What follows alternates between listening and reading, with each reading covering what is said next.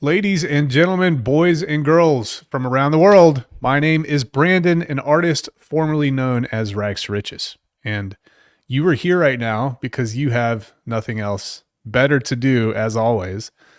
I'd like to kind of interrupt our regularly scheduled Morpheus lunch because I like to talk to all sorts of people that are doing cool things across cryptocurrency. And I think that some of you may recognize these two folks in here. And we'll kind of get into it. We'll get into what they're doing on Pulse Chain and potentially beyond. And we'll talk all about it. Ladies and gentlemen, I want to introduce you to the fellas from FanForge. Guys, how the heck are you? Excellent. Thanks for having us. Yeah. Good. Yeah, doing great. Thanks for having us, Brandon. All right. So I'll call you Maximus Meridian, or what's his name? What's his name? Maximus Decimus Meridian. Yeah. Yeah. Maximus Gladiator. Yeah, dude. I'll call you Maximus and I'll call you Jay. So I don't know what you do. I don't know what you do. My audience doesn't know what you do. We don't know what FanForge is. But I hear that there's some really cool things happening with it, and specifically on Pulse Chain 2 and maybe beyond. So what's the skinny, guys? What's going on here? Jay, I could probably, or James, I could probably just quickly give like the most simplistic, description of FanForge. Sure. It is a digital and physical collectibles marketplace that doubles as sort of like a publishing or a publisher that basically assists or helps launch creators and their IPs, basically. So cool. And in its most simplest description, I guess you could say.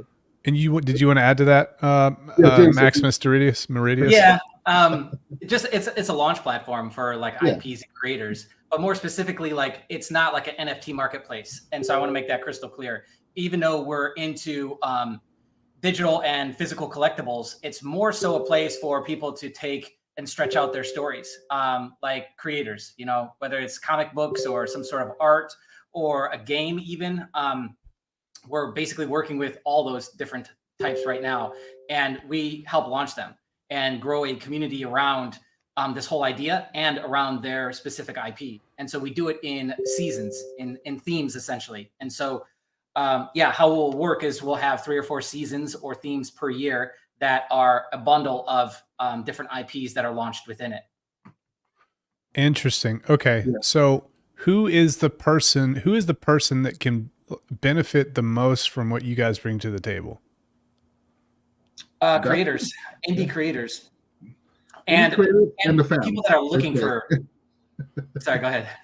No, I was going to say that like it's the creators with their IPs, but it's also the fans, right? I think there's going to be a lot of really cool perks and benefits for collecting at least the collectibles that we have. So, got it. Cool. All right, so let's keep going here. So, can you guys kind of give me your background? What led you to this point as professionals, and what got you here? What do you do?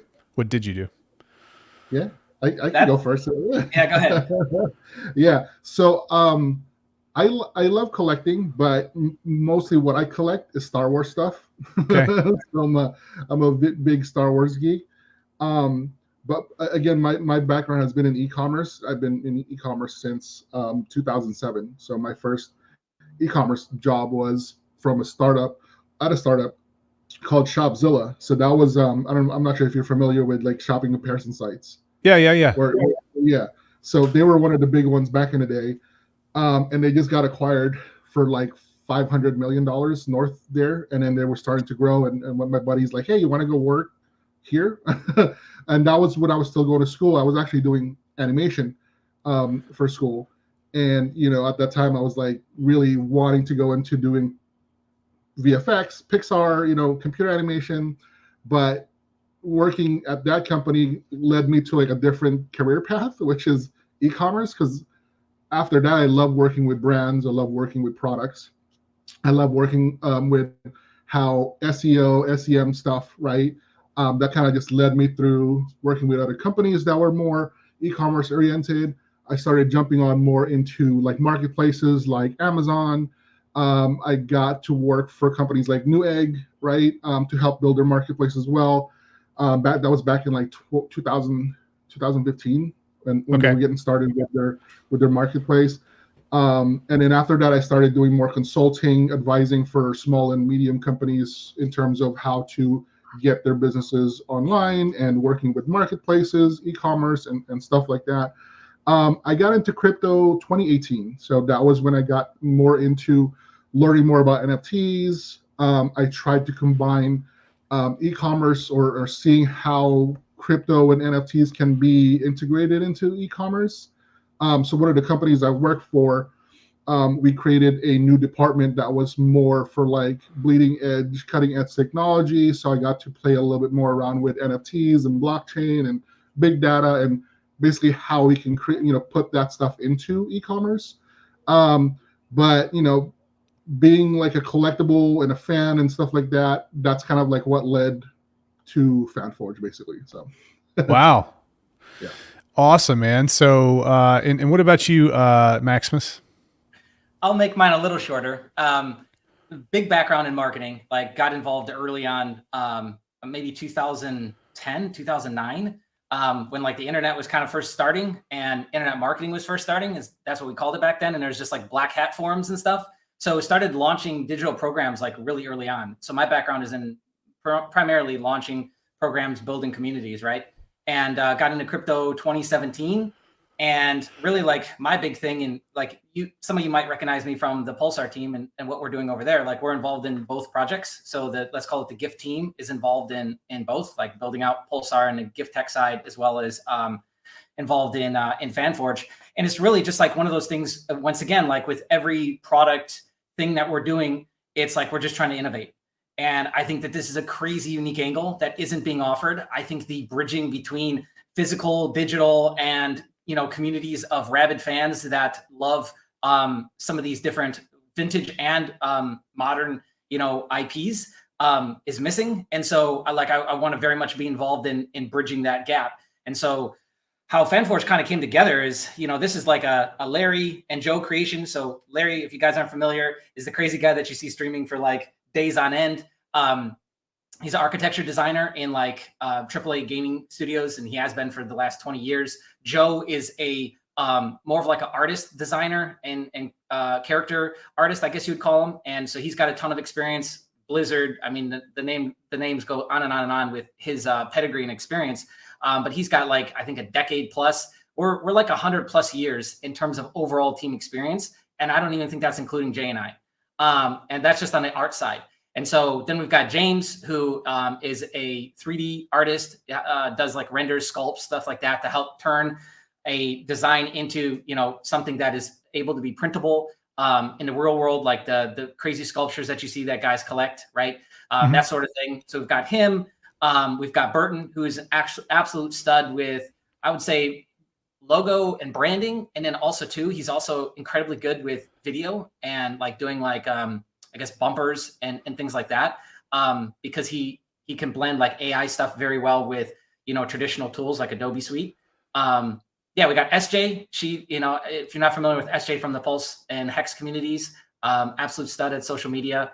And then, myself and my background and what I've been kind of doing with the team so far is just helping with the message and a lot of the themes and, coming up with the overall concepts, design, all of that for like the actual programs themselves, right? I thought you said this was going to be short, man. Well, I got the monster flowing, I get going, starting to wake up here. That was the short version. Oh gosh. Okay. You don't want to hear the long version. The long version starts all the way back in high school. Okay. And then we go from there. We'll do that a different stream here, but okay. So there's some terms that you're throwing out there that I know some folks don't understand. The first term is when you say vintage IP and you say modern IP, when you say that the IP thing, what does that actually mean to folks? I don't know if that's like the best descriptor for it, but like IP is like intellectual property. IP is probably a better way to say it is just like a collection, a theme, a series, a niche, a sub niche within like the comic or art world, right? Like John Wick would be its own IP. Star Wars would be its own IP. G.I. Joe's would be its own IP. So that's what we're kind of referencing when we're talking about IP. We're using it as kind of like a generic catch-all for like the thing itself, like the entire series or saga or brand. A brand, yeah, exactly. Yeah, IP is more specific. So like, because when we say brand is like very general, right? That covers a lot. Like Coca-Cola could be a brand. But yeah, IP is more specific to like if, you know, because there could be more IPs within like the Marvel universe, for example, right? Or Disney. So yeah. Awesome. Okay, cool. And all right, so that's what that means. So let's say that I'm a person that likes to create music, for example. There's a couple folks out there that I know, and I hear about what you guys are building. And let's say that everything has come to market. You've developed everything. It's there. What will you be able to do with this person who creates music, maybe digitally or otherwise? Music is interesting, right? And this is something that I've thought about when it comes to trying to maybe integrate that into what we do, because what we do is a lot of storytelling, right? It's very much when you think of IP, it's characters, it's the story, but it's also music. So when I think about integrating music into it, I guess it's more or less like, how can we take this artist in terms of music and how can we have them collaborate, let's say, with the other IPs that we have, and maybe create some sort of collective, you know, music that can become collectible, you know, towards the IPs that's already there on FanForge, basically. So at least that's just one idea that I've thought about. It could be many more, basically. Standalone, I think it would be tough to do music because there's only a few options that we've got. You can do something physical, or we associate it with an NFT, which means that, like, I think an important thing with the NFT piece that people are missing with just collectibles in general is that nobody's ever going to take that away from you. And that's a big problem that we're seeing, is digital rights and licensing being rug pulled from underneath you. Like, you're all of a sudden, movies that you paid for and bought for have been taken away from you, right? For example. And so that's like one of the biggest bridges for like normies or normal people that I think will really stand out to them is, you know, having it on the blockchain, like you have access to it and you have ownership forever, as long as you don't lose your keys or anything like that. But back to the point of music, I think standalone music, unless we can integrate some sort of story, which is why we curate everything, and we will always, I think, do that. I don't think we'll ever have like a self-submission. You come in, like, you use the platform self-serve and launch it yourself. I don't think we'll ever do that. I think we'll always curate everything and have a touch and a hand in everything that we launch, which, like, we're very much involved with the creators. And that's one difference between us and maybe your traditional launching platform, besides the digital stuff, is that we're very much involved, like talking to them on a weekly basis. We've been developing out in our first theme 2 of the IPs we've been working on and developing for like 6 months. Like, in some instances, even redoing characters. So like redoing character art, re-sketching that, turning that into, you know, so that we have a cleaner version to turn that into like a sculpt or something physical, you know, as well as the digital stuff. So we're very much hands-on. So I don't know if that would be a right fit, is what I'm trying to say, for somebody in that is a music artist. Maybe like Jay said, maybe integrating them with another IP so that they are the score and the sound to that might be a good fit for them or a good placement. But standalone music, I'm not sure. Not sure if that'd be there has been some collaborations, like, for example, just on top of my head, for example, it's the Rick and Morty, and then there was a music video.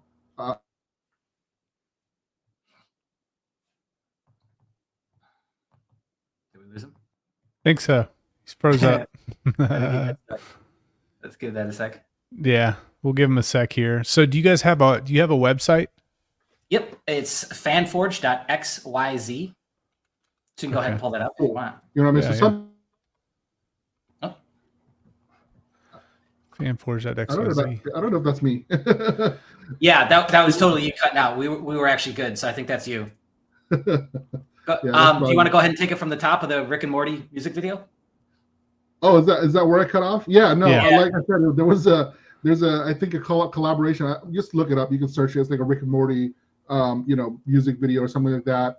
And then yeah, you'll see kind of like maybe that's where we can collaborate with artists, where we can create some sort of, I don't know, music video that is more storytelling and music for the IP itself. I think that would be cool. Like Black Salt, for example, one of our IPs.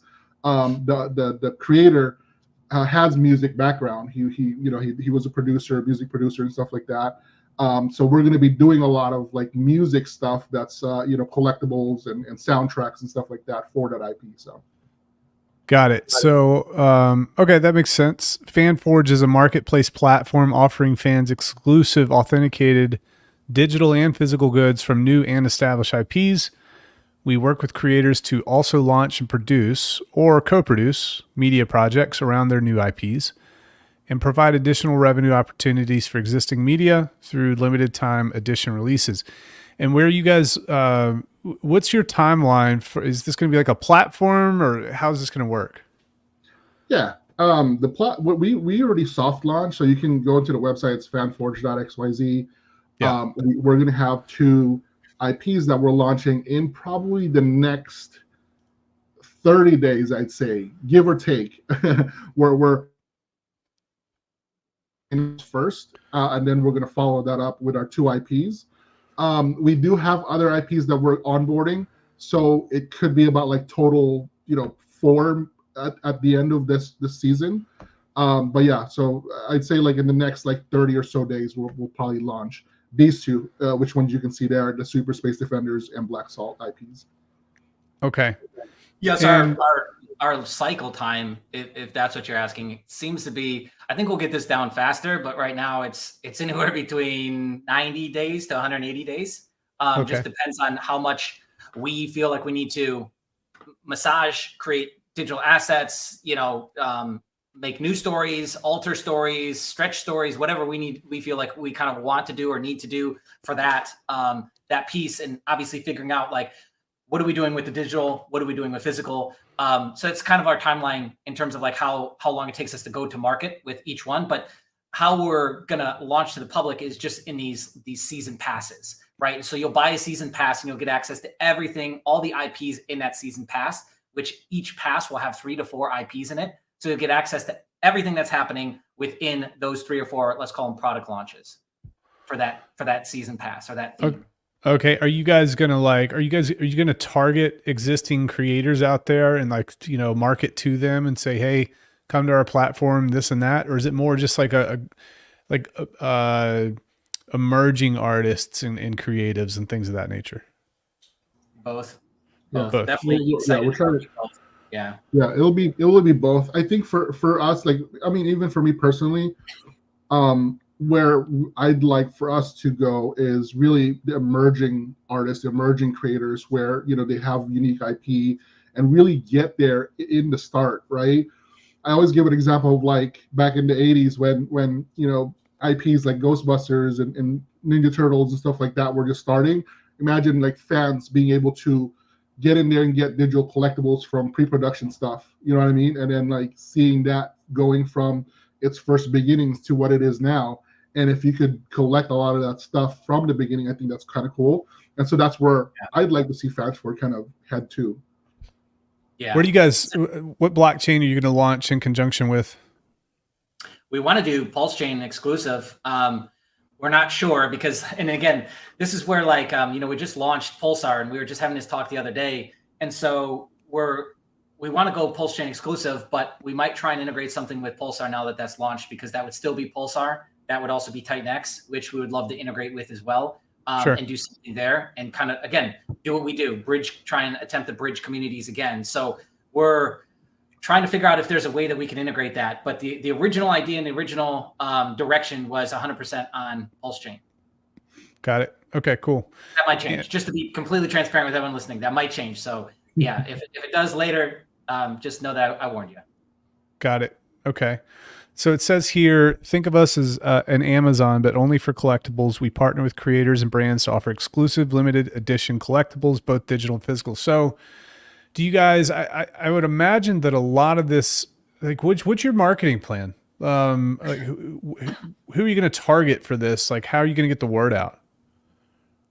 We're going to go to crypto communities like what we're doing now. And that was kind of our base, because that was such an the easiest and fastest parallel is tap into what we've already got, which is essentially Hex community, Pulse community, and Titan X, which we'll get to that at some point. Sure. And start there, and then we want to, like, where I think most of it's going to come from, the traction and the audience is going to be from already existing collectors. There's a huge amount of collector overlap too. Like, this is an area where, again, like, I'm a vintage video game collector, so I've been paying attention to this space for, I don't know, 3 or 4 years now. Probably right around COVID is when I started actually, like, oh, hey, I want to get, like, a collection going, because I want to, the childhood nostalgia, right? And I started really paying attention to it. And I watched as, like, the Pokemon thing happened, and then vintage video game thing happened, and then I moved into baseball cards, and I moved into coins and collectibles, and now we're into baseball cards and toys, and everything is now just kind of like molding and melting together. To whereas they used to be such separate niches and separate markets, right? Baseball card collectors were over here, never really talked and communicated with a video game guy. A lot more of that is starting to merge and blend together. So I think this is great timing for, again, what we're doing, because a lot of these markets are already melting together. But that's where I think a lot of the traction is going to come from, is in that space itself, because they're going to better be able to understand the exclusivity and the collectability, I guess, of some of the stuff that we're doing. Like, regular guy walking down the street doesn't really want to talk about or care about, like, a Ninja Turtle first print that didn't have it before it was rendered with color, like it was just the sculpt and the original before any paint was added, or like an autograph from, like, one of the creators of XYZ movie or toy, right? The average person isn't really going to care about that. So I think the audience is really going to come predominantly from existing collector market, whether it's resellers looking to make money, or it's people that are going to really actually latch on to the story and fall in love with the characters and the worlds that we're attempting to create, right? Yeah. And just to kind of, like, add on to there, I think, again, that kind of goes back to working with emerging creators, because we can get early in there and help become kind of like the creative and start to really help to create the world of what they're doing. But at the same time, having the fans and the audience, or our community, to participate in that as well. So that's kind of like one of the things that we wanted to do is to enable our community and our audience and the fans to help kind of build the IPs and the worlds as well. Yeah, so I think, like, Pulse Chain and Hex community is getting, like, let's call it early access. So they're obviously getting to hear about this first from us. And so whether they're looking to resell or dive into this stuff from a collector hat standpoint, is like they're getting first access. And again, that's like another little hat tip that we're constantly doing is, whether it's where we go first or what platform we're creating on, et cetera. It's like, we always like the hat tip. And so that is our massive hat tip to the entire RH ecosystem, essentially, to give them a head start to get in on some of this stuff now, because we do have some early access stuff launching soon, like a skeleton key access. And so anyway, but that's essentially our hat tip to them. But yeah, what's skeleton key access? Access to everything. So it's like the absolute access to every door in the kingdom, in the castle, right? Like a true skeleton key. So they don't have to buy any program or any season pass. All the collectibles, the exclusive collectibles, we're going to be doing a lot with digital collectible cards. And so just to kind of give you some transparency there. And so they're going to have access to all that without having to buy those season passes, which over the lifetime, that's lifetime access to that. Over the lifetime is going to absolutely be a huge amount of money saved, especially, like, it's only going to take 1 or 2 collections that really blow up, especially on secondary markets. Because I know people, whether you want to admit it or not, they want to talk about, profitability on stuff like this, right? So what's the resale value? It's only going to take 1 or 2 IPs that blow up on the secondary markets with reselling for them to recoup and be in profit from, especially what we're selling these passes on for it, in early access is going to be ridiculously cheap. So again, another hat tip, another way that we're benefiting a fair launch and using fair launch principles, right? So are you guys so you're using NFTs, obviously. Is this tokenized as well? Yeah, it's not, even though not to start, but we do have that planned. because we're going to need a backbone. We're going to need something that will allow people to, move in and out of the entire ecosystem. So it's something that we're starting to build out the architecture for now. But I don't think we're going to be launching that anytime soon. You're talking about like a token or anything like that? Yes. Oh yeah. I wouldn't say yes or no, but at the moment we're like really more focused on like the collectibles themselves. And so I think that's really what the value that we're really trying to give out is that, as we're working with these creators and these IPs, it's really all about the fans and the audience, the community, and really what they want to see within these creators and the IPs. Because there's just going to be so many different types of genres, it's like sci-fi, action, adventure, and things like that. And these collectibles aren't just like, oh yeah, they're trading cards or whatever, but they're all types of different media from digital to physical as well, right? So that's really what we want to focus on. And then if it does make sense to do a token, then maybe we'll do it. So cool. Yeah, there are people that we're talking to or that are interested in integrating with us on the token side. Again, it's just we're going to have to figure that out when we get to that point. I think the most important thing is obviously they'll have full rights to the NFTs in their wallets, and they'll be able to move those freely. None of that's locked down or anything. So they'll be able to move in and out as they please. And then they could list those and sell those on secondary markets if they wanted to. Anywhere, okay. Really. I was curious on the, I think somewhere on here I was reading that they weren't transferable, but they are transferable. Right. So I guess I can talk a little bit about how it works in our platform. When we release the collectibles, or when you register for a FanForge user account, you actually get generated a wallet address, a wallet account that you can basically like transfer out or connect it to your MetaMask or whatever, and transfer all of your collectibles out of the FanForge account. But you can also link your external account into FanForge if you want to. So what that does is that you could basically switch to your external account if you want all your digital collectibles that you're buying on FanForge to go to that instead. So the way we're doing is that we're just making it a lot easier for like non-crypto people to get in and collect, right? Without having to worry about all the crypto stuff. Okay. Yeah, cool. I don't think they're going to really understand. Like, wait, you've assigned me a wallet, but I can also connect a wallet that's different from this wallet. Oh, but I can transfer. I can't transfer. Like, so we tried to make it as simple as possible. But if you're an avid crypto user, you're already going to know how to navigate this. So you would just connect up your MetaMask, and you can do whatever you want with the. So if you're savvy like crypto person, you could totally take out the collectibles out of your account right away and put that into your own wallet. Got it. So part of the registration process is a FanForge wallet account. It's automatically created for you, correct? Yeah, that's correct. Yeah. Yes. Okay.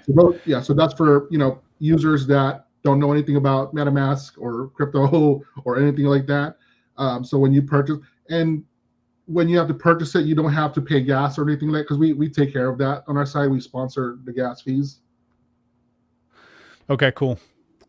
So in situations like this where you've got people coming to you to kind of help get a foothold in whatever market that they're involved in, who is it full ownership to the creator? Is it partial ownership? Like what's the business model here? It's a good question, actually. So we always say this when we work with creators, their IPs is 100% theirs. We don't try to take ownership, even though when we say, hey, we're a publisher, so a publisher usually try to take a little bit of percentage ownership into the IPs. We don't do that. So you own 100% of your IP, basically. Okay. Now, what advantages are there for that? What disadvantages are there for that for both the creator and for you guys? Yeah, so our business model is mostly have to do with rev share, right? So when we create the collectibles and the media projects, that's where we at least basically take our share of the profits, and also being able to create a lot of that the IPs in itself from the ground up with these new creators and their new IPs. But I mean, for me personally, that's where I'm kind of happy, is to be able to help a lot of these creators and IPs and not take away what their IPs are, right, from them. I think is really like the biggest thing that, we can do. So I don't know, James, if you want to add on to that. To expand on that a bit, like the benefit to the creator is that the issue is that a lot of people are really great at creating stuff, really bad at marketing it, really bad at trying to figure out like what's the hook, what's the USP, what is this thing I'm actually selling, and what's the point? Why does somebody want to buy this? And those are really tough questions to answer when you're just like an artist who loves sketching or drawing or creating comics, or you've created this world. And you're like super zoomed in, right? So your lens is different because you're so inside baseball that it's not even funny. So I find that a lot of times it's really hard for a creator to then pivot and put on a marketing cap and be able to look at their project and point things out and find the shortcomings or the gaps or what's missing, and then be able to craft a marketing message around it. Like that's one of the hardest things to do. It's really easy to have somebody else do that. So that's where we come in, right? Is we just kind of help bridge that gap without taking over, because that's an issue in the market. Let's cover this too. It's like in the video game space, in the music industry, in the film industry, the biggest issue is like the parasitic brands that will latch onto, or production companies that will latch onto your IP. And then before you know, you have no rights left and you've signed a bunch of paperwork and you really don't even know what you signed. But next thing you know is it's not even really yours anymore. And so we did not want to do that, and that is we obviously stand against that. And so are there contractual obligations with you guys and the creators? Not so much in terms of we do, but it's really mainly how we work together and what the profit sharings are based on the revenue share, and how we in terms of like because some creators could already have assets or products, right? Let's take comic books, for example, right? So they could already have comic books, they could already have physical, products or anything like that that's related to their IP. If that's the case, then that's a little bit different because they're already providing assets, right? But if we have to create those assets, for example, that's a little bit different. So we provide a little bit of a contractual, or wordings for that when we work with the creator. So it really depends, creator. It's a creator basis by basis, basically. So, okay, where's the biggest room for improvement that you can see with kind of, and forgive me if this term is wrong, but it's like a creator startup industry. Like, what's the biggest room for improvement with that you guys have seen, and are you solving some of those problems? I would just say that the organization seems to be pretty bad. A lot of times they think that they've created something perfect. And they aren't seeing, like I said, they aren't seeing like the gaps and what's missing, or even down to sometimes the quality of the render, the quality of the sketch, because maybe it was done a long time ago, or the artist that they had did it, the technology has possibly changed to where now we can do 4K, 8K upscaling and stuff like that. So maybe the upscaling doesn't turn out to look as good because we want the highest quality for when we do print in a physical comic book or even in a digital print comic book, right? So I think just like little gaps like that are what we're consistently seeing. Is they're either missing some marketing completely, they're missing some of the storyline. So maybe we need to stretch the storyline, some work and upgrades on the characters or the art itself. Things like that is what we're consistently seeing. And do you have anything to say, Jay? Yeah, I think creators just want to do what they do best, right? It's like they just want to create. You know what I mean? So a lot of the other stuff, that's why if it's a game, for example, you go to Steam, and Steam is a platform to just sell the stuff and discovery, right? That's sort of like what we're trying to do as well. But it's really it's not just that, but it's more because we're trying to help them get like an early start and trying to prove their IP, especially for creators who are, they have new IPs and everything like that. We can bring an audience or a community that can basically look at this early, pre-production stuff and say, hey, we don't like the direction of this character, and that could basically influence like how the characters or the story is going to form, and that in turn is going to make fans and the audience, basically like it more because that's what they want to see. from the creators or the IP itself. So I think that's one of the advantages in terms of trying to work with us, right? Yeah. Where do you guys see yourselves here in 5 years as a company? Oof. Lots of IPs, working with lots of IPs, right? I think being able to, I always say this, but it's kind of like a thing that like, oh, maybe not, is become kind of like that mix of a big marketplace that combines like something like Netflix, for example, right? Where all the media that we work with all these IPs come out from FanForge. Yep. Yeah, something like that at least anyway. Do you think that, all right, so I mean, this is probably a big question. I'm not sure people have asked before, but AI. So are there restrictions with regards to AI on your platform? Or is it just open creativity? What's the deal? We Kind of taking don't. that. Go ahead. Yeah. I mean, I can go. That's a good question because we do use AI for ourselves as for tools, Sure. as tools, and Yeah. I think that because there's AI is such a big thing, especially for artists and creators, because of like copyright and things like that, right? So Yeah. we're trying to create a process that doesn't involve trying to take art or whatever from other artists and working with the creators themselves, where we can take what they have and just basically help them refine like characters, stories, environments with the help of AI as tools, right? Yep. And so a lot of that stuff is confined to our environment and not really outside of that, basically. Okay. That makes sense. I think a cleaner way to say it would be we're extremely cognizant of AI and obviously IP rights and overstepping boundaries and getting into legal trouble there. And we're not looking to integrate it in such a deep way that it'll put us into trouble with that. Yeah. With the creators or with us as the brand. But we do use it. Yeah. Sometimes it's used on the front end for like a quick and dirty sculpt or like a quick reference for a character or a thing. And then from there, we'll take and develop that out into something else if need be, right?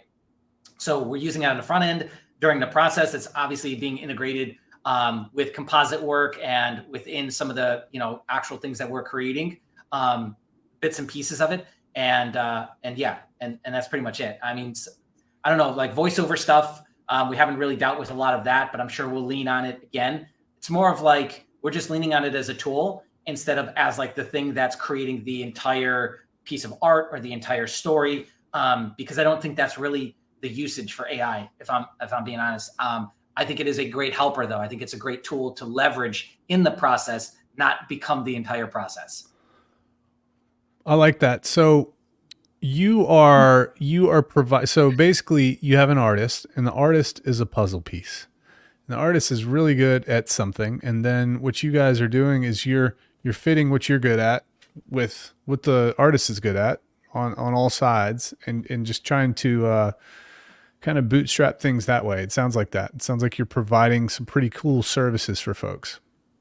Yeah, just trying to, make magic, like maybe the story's thin. So let's stretch out the story. Maybe let's rebuild the characters so that we can do something with physical sculpts or, all the way down to just basic stuff like merch. And so, yeah, we're constantly thinking of how can we take this thing and, build it out into its own environment, build it out into its own world so that we can stretch out more stories down the road, or deeper storylines, more stories, whatever, right? So that's kind of our angle on that. And the community will play a big role in this. Maybe this would be a good transition into the community piece is when you sign up to the site, there's like a whole social piece to the website and to your account that you get at FanForge, even free accounts. So you can immediately start to communicate and build a network and have friends and chat and DM and all of that on the platform.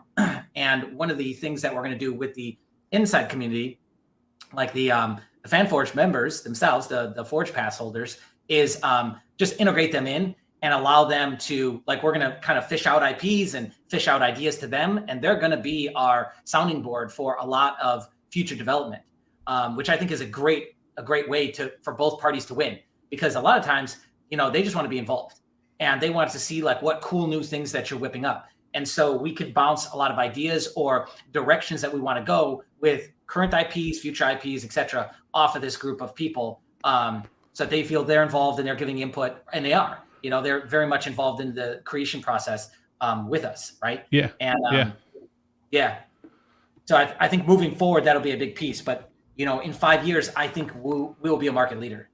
I think we'll have essentially created an entire new marketplace, a new sub niche that didn't exist, and we'll be at the forefront of that. And from an IP standpoint, there'll be dozens of IPs. You will be able to go and flick through this like a Netflix account and be able to see all these IPs that you could buy access to or that you have access to as an account holder.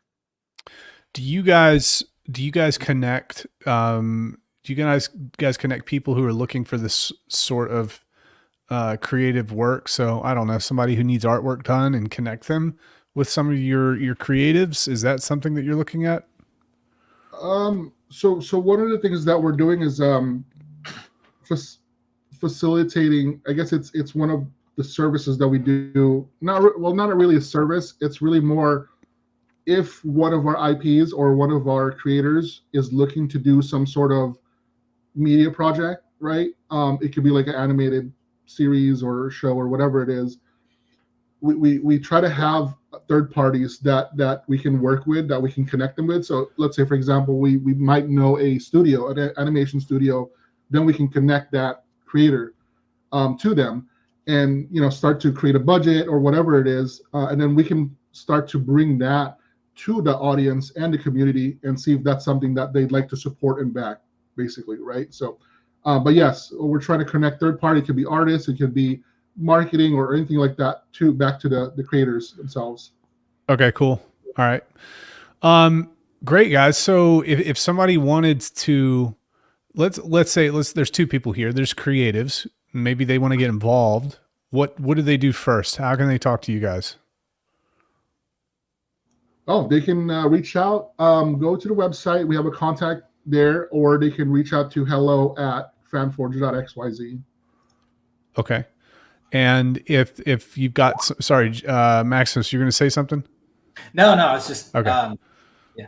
Okay, cool. So, and if you're a person that is not necessarily creative, but you're kind of interested in taking a look at this content and things moving forward, what's the best route there? Is there like a newsletter or mailing list or anything like that? Yeah, both. Yeah. Go create a free account, and then go, and especially like if you see yourself wanting to get involved in this long term, and seeing like really what we create over the next years to come, go sign up to be notified for the Jester Pass. The Jester Pass, you'll see it on the homepage. Click through, put in your email account, and you'll be on the early notification list for that when that goes live over the next couple of weeks.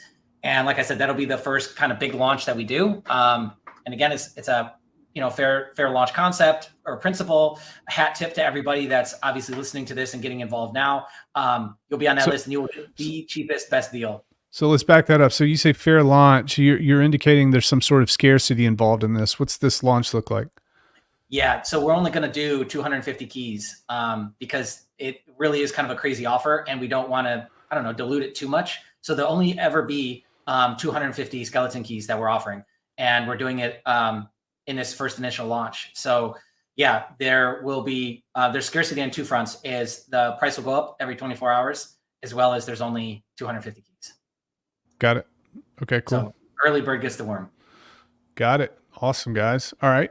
That answers those questions. And okay, cool. So maybe some closing thoughts here, Jay, and then I'll take Maximus here next. Yeah. No. No. What do you got? What do you got, Maximus? Yeah, we'll wait for him to come back. Yeah, this is just, this has been in the works now for over a year. And the team that came together and how it all kind of, lines up. There's those projects every once in a while that just kind of magically come together and, somehow get to a finish line, somehow get to a conclusion of some sort. You've been involved in these two, so You know what I'm talking about. And it's one of those. And we've been working on this for like a year in the background, right? Alongside of several other projects. And so very excited to get this out, very excited to start to, build this community and march forward, right? Absolutely. I got cut Jay? off there, didn't I? Yeah, you did. You got cut off again. I heard like, oh no, I'm like, okay, that's probably me. But yes, just kind of like dovetailing in what Jameson was saying is that, I'm super proud of the team that we put together for this. We're working our ass off to get this to where it is now. And yes, like just if anybody wants to get involved, all you have to do is just sign up on the site. Do follow the Jester Pass. That is like such a No worries. 15, 20 seconds, he'll be back. He can finish that thought. There he is. We see There it. it is again. Oh my gosh. And he's frozen. No worries. No worries. I think what he was saying is follow the Jester Pass, get involved in that, because if you are interested in this, that will be by far the best deal you could ever get. And get involved early and get locked in, and you'll benefit the most. Awesome. Well, I want to say this. I think. Oh, Jay, what's up, man? What Jameson said. So okay. There we go. I just want to say on behalf of certainly the Pulse Chain community too, guys. Thank you so much for trying to do new things and bring some sort of new community to Pulse Chain, because that's exactly what's needed. There's a very small vocal minority of folks who try to push back against that sort of thing, and just ignore them, because the vast majority of people really appreciate it. I certainly appreciate it for you guys. So thank you very much, guys. It's huge. It's huge. It's huge. I hope you get more and more and more credit. I'm giving you tons of credit now for risking it, and it's a business venture, and it's cool, and it's using blockchain, and it's using Web3, and it's helping people out. So thank you very much. Really appreciate it. Yeah, thanks for having us. Thanks so much for having us.